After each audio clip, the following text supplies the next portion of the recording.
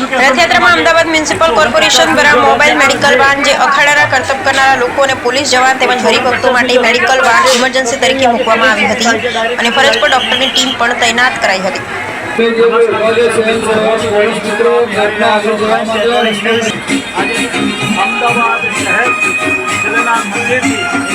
આંબેડકરની સામે જે કોઈ સ્વયંસેવક ઉભા છે પોલીસ મિત્રોને વિનંતી કે ટ્રકના આગળ જવા માટે જગ્યા કરી આપે.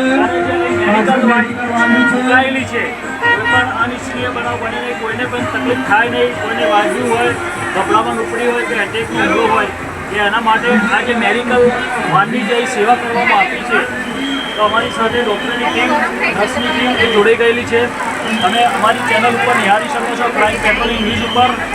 અત્યારે આ જે મેડિકલ વાન સરસપુર અહીં પહોંચી છે ત્યારે અમારી સાથે મેડમ જોડાઈ ગયા છે.